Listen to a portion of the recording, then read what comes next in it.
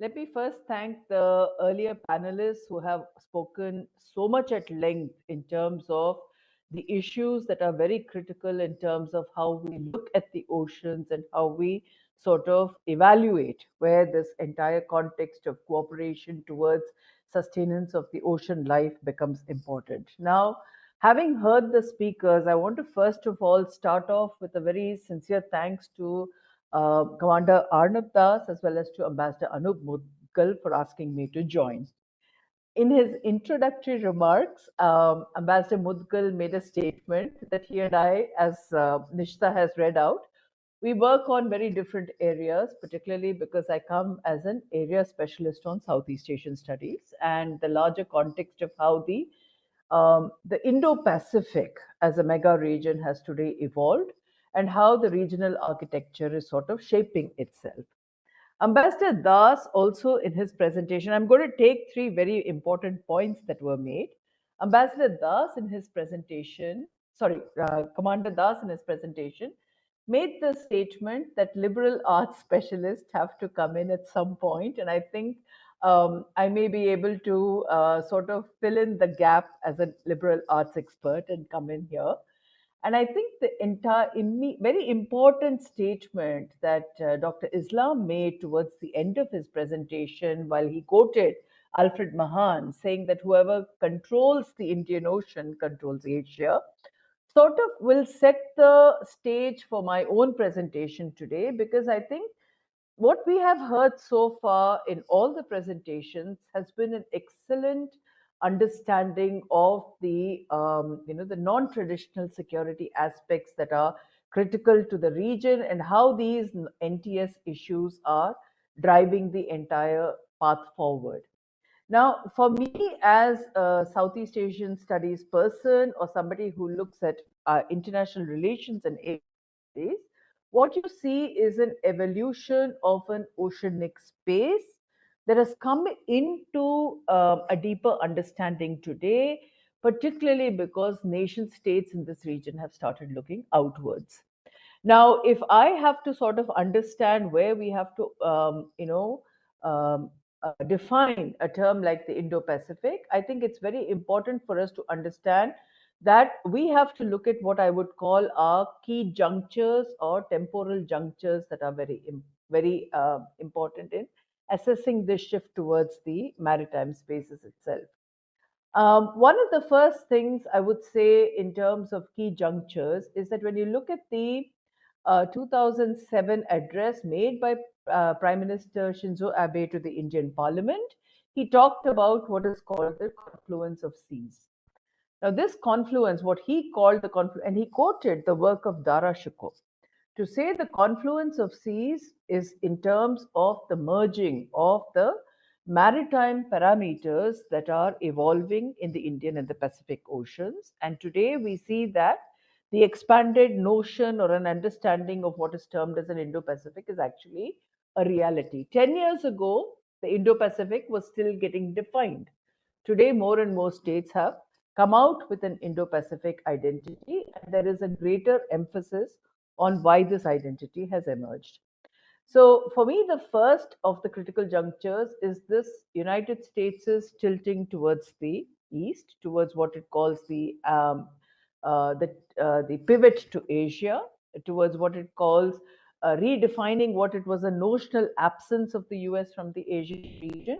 Because when we talk in terms of ocean health, we talk in terms of the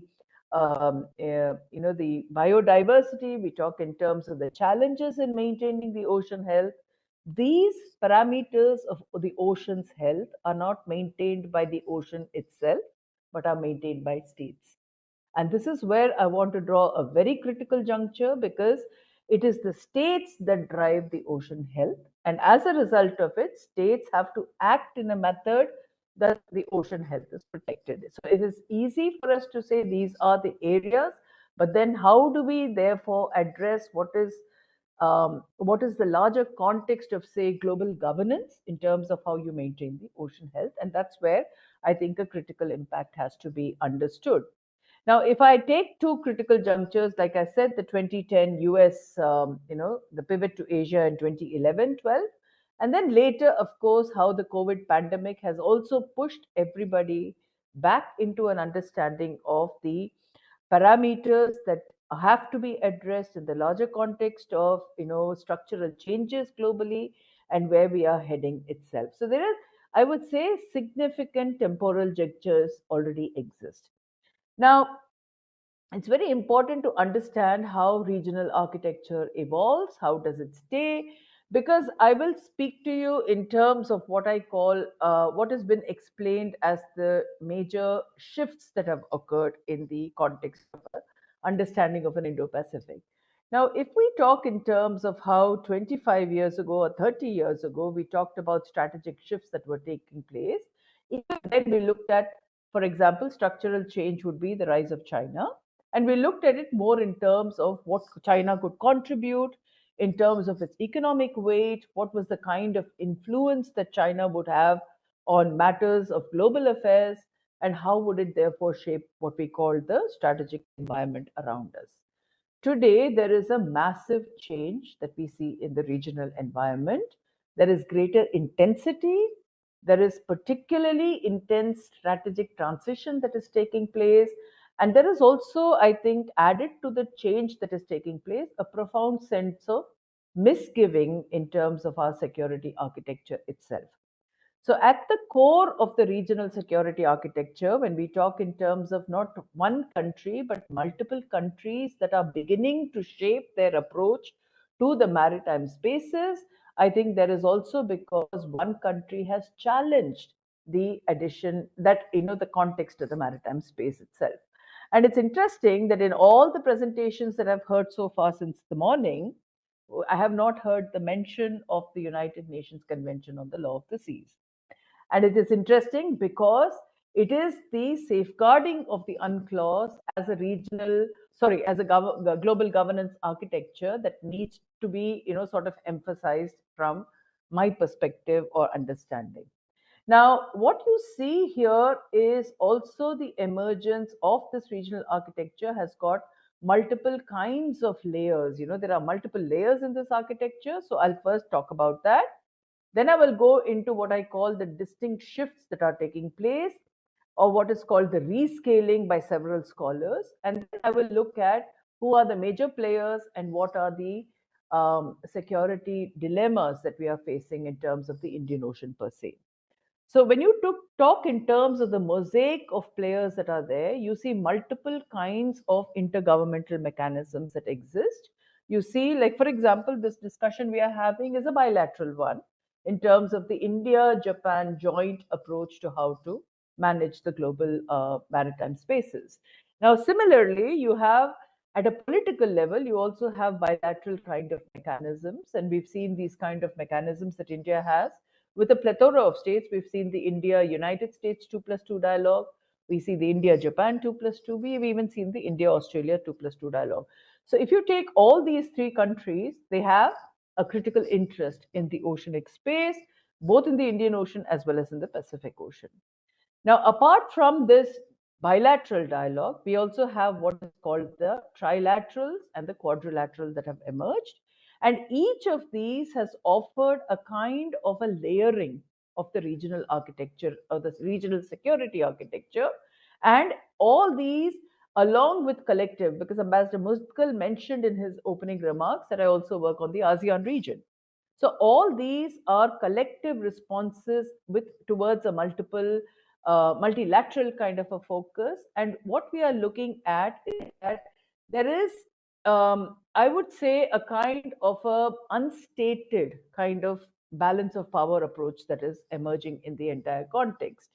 Now, I mentioned in the second part of my presentation that I would look at what I called with a distinct layering, or what we call the rescaling of this expanse. When we talk in terms, I mean, if you take the Indian Ocean itself, for several years during the Cold War, it had not become a key area of contestation.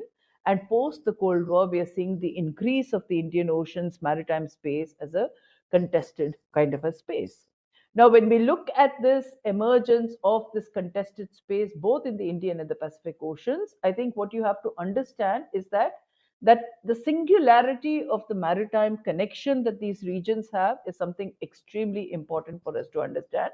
And when we talk in terms of the Indo-Pacific, it's not that we're leaving out the territorial space of the Asia Pacific, because we always refer to it as the Asia Pacific. But by defining it as an Indo-Pacific or an evolutionary kind of in an evolving kind of a sense, we're not leaving the territories out, but we're making the territories as significant as the maritime spaces itself. And I think that's one interesting caveat that we need to put in. The second part is that a lot of the maritime domain today is under a kind of challenge, because we are seeing the projection of connectivity projects. For example, if you take the Chinese connectivity projects of the BRI or the 21st Century Maritime Silk Route, both these are offering to you connectivity that spreads across the territorial aspect as well as spreads across the maritime aspect. Now, where this becomes a challenge is that the expansion of these processes is also coming with a kind of an challenge in terms of how do you therefore manage it. Long held principles of international law are getting contravened. The question of where you stand vis-a-vis the Chinese, particularly the claims on the nine dash line, actually are eroding what we have always seen as the international law in this particular area around the South China Sea. But is there also a chance where the Pacific issues will overflow into the Indian Ocean? Because we are seeing the Indian Ocean has also become a contested space in many, many senses. So I think that for us to have a clear understanding of those two contexts remains very critical. Excuse me. The second is a functional shift that you see. In terms of this functional shift, what we are seeing is that the Asia Pacific identity as such was driven from an economic integration model, okay, where the United States had a security architecture in place for the region. But apart from that security architecture, which was known as the hubs and spokes model, beneath that, there was a very robust economic model. Now, what you're seeing in the Indo Pacific model is that you've also seen a kind of a functional shift, because this functional shift indicates that the maritime security context that we look at becomes extremely relevant, and as a result of that, we are seeing this shift towards the importance of putting your strategic issues at the forefront as far as the maritime context is concerned. The third shift, I would say, is an institutional shift, because where are we looking at? Because today, as there is greater structural change globally at the systemic level, you're also seeing there is an institutional change that is occurring in the context of the mega region of the Indo-Pacific. So for me, represent the kind of model that we actually talk about. Now, as far as India itself per se, I think it was Admiral Das Commander Das who referred to the entire context of, the Hollywood to the Bollywood context. But when Admiral Harry Harris of the United States Pacific Command called this region as extending from Hollywood to Bollywood, I think it technically left the Western Indian Ocean out of the frame of reference, with increasing Chinese footprint in Africa, which is also going to be something that I will discuss as we move further. So if you look at from an Indian perspective, I think what India has systematically, both in its foreign policy as well as in its security policy, has clearly defined what I would call are three interlinked and incrementally different degrees of shift towards the eastern side. That shift towards the eastern side comprises of your Look East policy. It comprises what in 2014 was rechristened as the Act East policy, and more recently what we are calling India's Indo-Pacific strategy. Okay, so if you put it towards our eastern side, we have these three policies that are incrementally different but also clearly interlinked in some senses. Now, while the Indo-Pacific for India will continue to have an emphasis on economics, on trade, on related aspects, I think we should also factor in the strategic dimensions that are extremely clear from our context.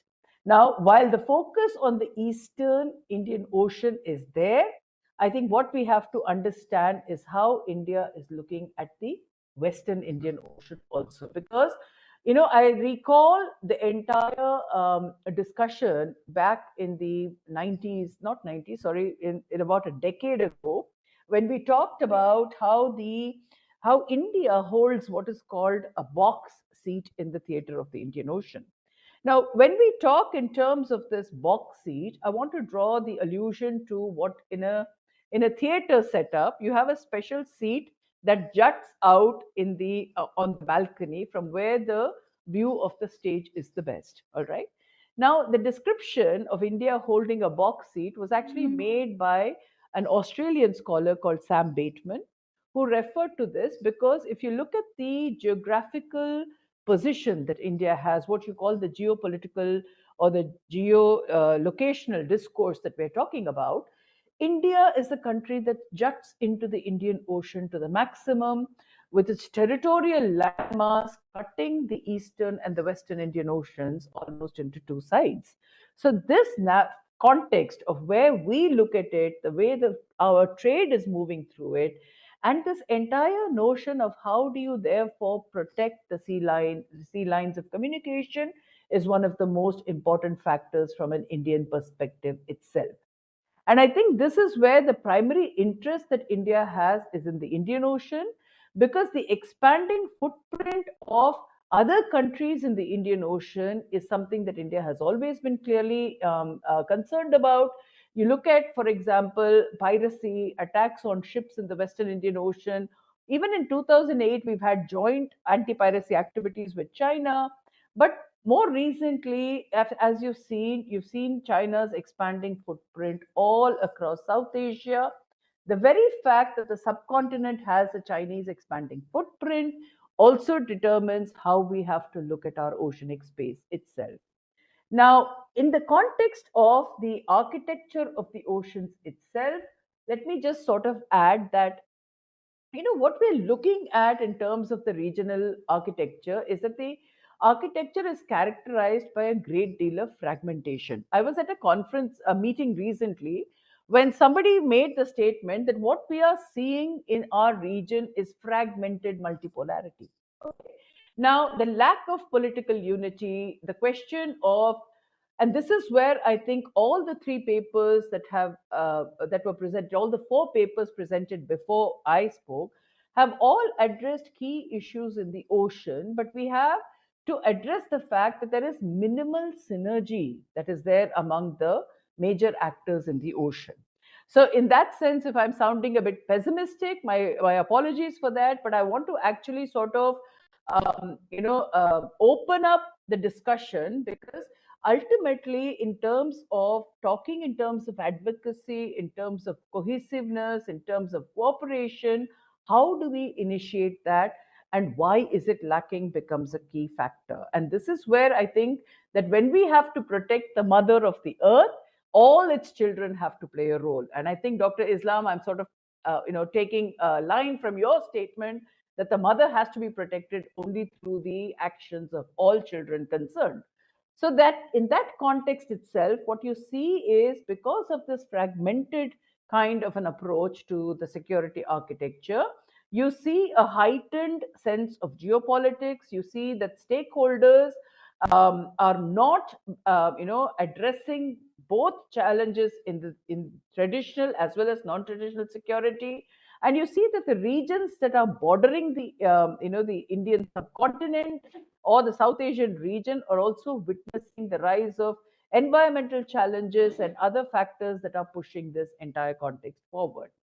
So, the context is that I wanted to sort of emphasize again that as global players continue to look at this entire region of the Indo Pacific, I think what we have to do is to identify how the importance of the Indian Ocean lies connected to the entire geography of the region, and that you cannot look at the Indian Ocean or any of these oceanic spaces in a kind of a mutually exclusive compartment, and discuss the need for how do we therefore address it.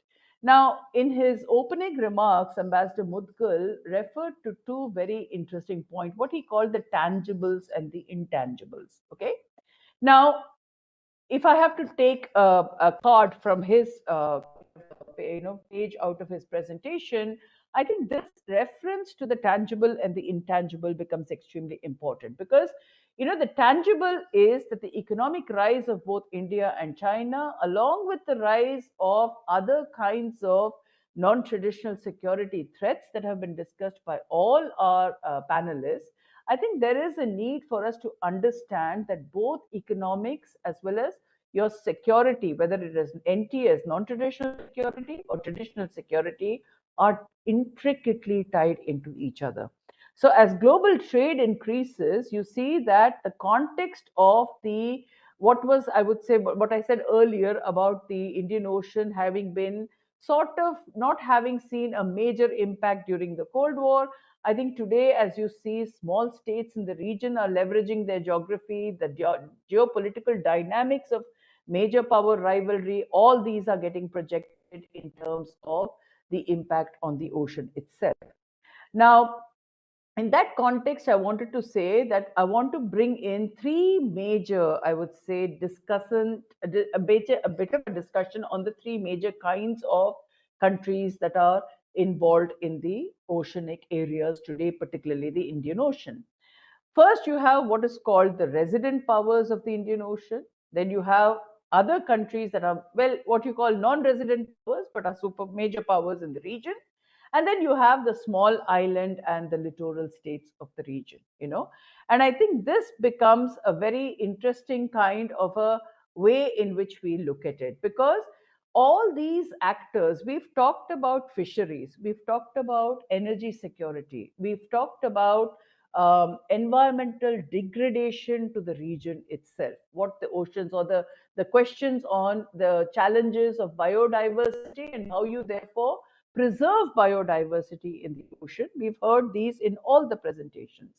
But in all these presentations, I think if nation states continue to pursue national interest at the expense of the oceanic life, I think all our discussions will become futile because as the Indian Ocean evolves into a kind of a important theater, I think all countries have to look towards identifying common interest, identifying basic security parameters, identifying which are the stakeholders that will drive the governance of the ocean, and how will states continue to cooperate in order to ensure the sustenance of the ocean? Because we've talked about climate change.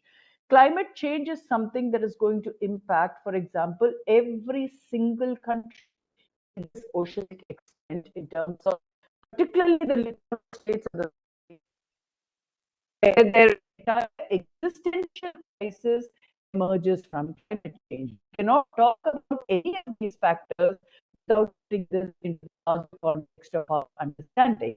So when I talk in terms of the major players, I think one of the major players would be India. Say India has to take a leading role, in my view, because this is a sea line of vital communication for India and also broader maritime security in terms of its capacity to address both traditional and non-traditional challenges become so much more important. And I want to also share on cases where NPS issues, for example, during the tsunami of 2004, during the Jogjakarta earthquake, I lived in Asia at the time when the Jogjakarta earthquake took place in 2006. India was one of the primary or the what you call the first responder to provide security access to those countries that the regions that were affected, not the countries, the regions that were affected. So in that sense, India is a major player regardless of what we may think of the United States' current situation with with President Trump calling in terms of the America First policy. I think regardless of all these political dynamics that are shaping the United States, the US policy towards Asia is also governed by its access to the Indian Ocean and what it sees as its important role in the region. So there is, without a doubt, the United States will continue to be a major player, and when you see that the United States has actually strengthened its Indian Ocean initiatives through things like the Indian Ocean Strategic Review Act of 2024, you also see it is talking in terms of, I would say, clear parameters. How do you therefore promote economic interests? How do you therefore address the freedom of navigation? How do you therefore talk in terms of cooperation with like-minded partners such as India, France, Australia? All these are going to be factoring in a very, very critical kind of a context. The third, I would say, important actor will continue to be China, because this whole notion of China as a, as a structural change, or the right of China, the debate entirely has actually now shifted. Throughout, I remember 30 years back, we were talking about China both as a status quo or a revisionist power. And I always give the example that one of the best examples of China as a revisionist power is what you see in its entire imprint in the South China Sea dispute. Because, you know, I'm sure we're speaking in what you call in a private way in terms of no quotation and all that, but individually countries have accepted that there is going to be never a code of conduct that is going to be established in the South China Sea, for example.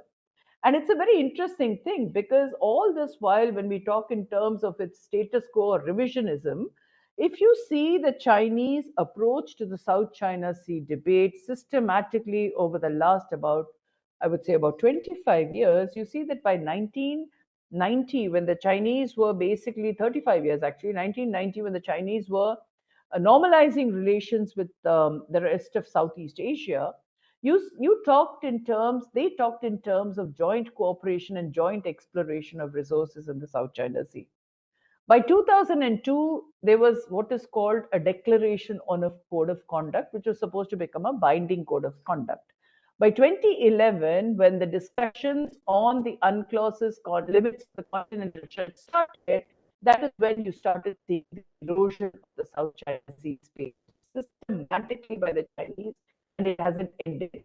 So any kind of movement towards this code of conduct is not going to take place. There is a very clear, important, I mean, we've spoken about the energy security issues. Regardless of this, China's energy demands are going to push its interests in the Indian Ocean. It sees it as a vital route. That whole context of Chinese access to the seas, Chinese insecurity over the Straits of Malacca, all these issues are going to feature critically. And if you see the increase, that's why I said to discuss the African context later. If you see the context of how China has responded both to South Asian states as well as to African states, I think there is a great question of how Chinese rise is actually impacting the region. Now, I'll focus a little bit in terms of multilateralism and how multilateralism has been largely ineffective in the context. What you see today in terms of, and this is where I want to draw from what Ambassador Mutkal said of my speciality in terms of working on multilateralism, particularly in the context of the ASEAN.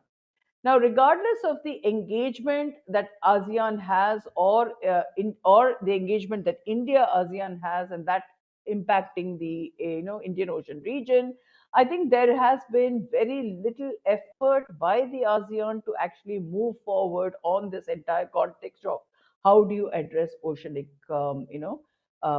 systems, for example.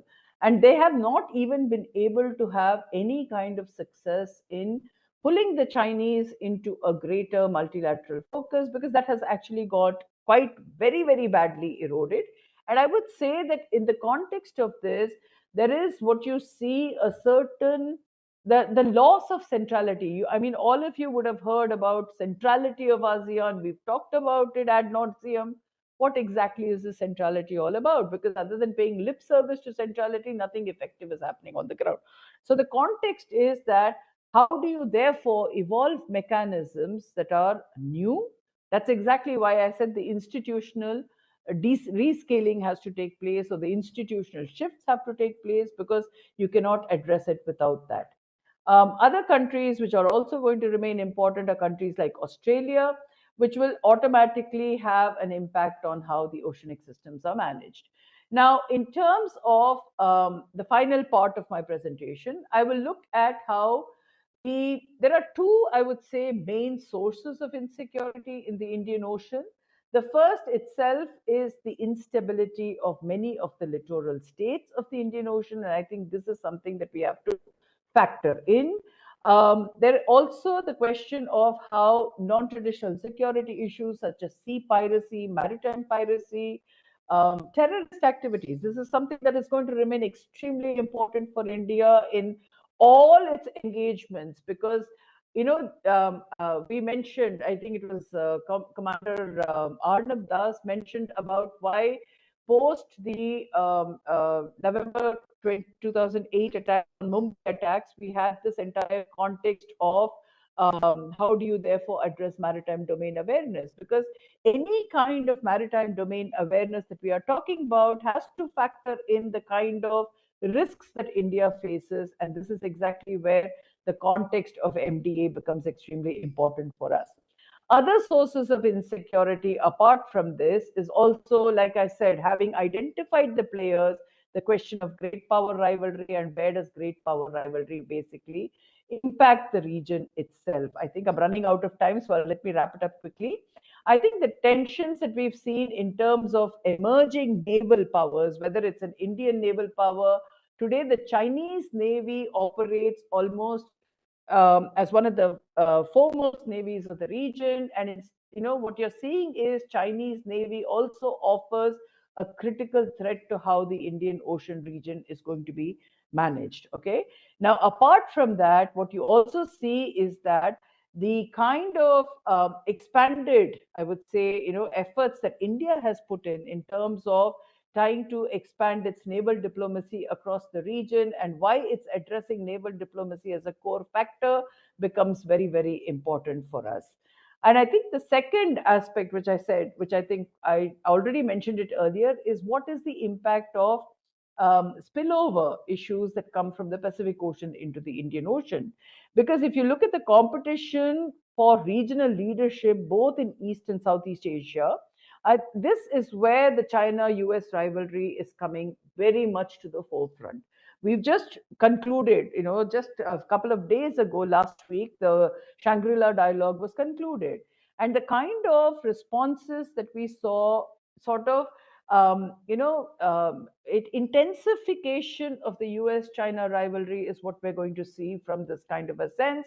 And other United States partners and, allies of the United States, whether it is Japan, whether it is Australia, all these are going to get factored in and get pulled into the dynamics of this entire Sino-US rivalry, which is going to be very critical in the time to come. So let me sort of stop here, and perhaps if there are any questions and answers, I'll take. Thank you so much.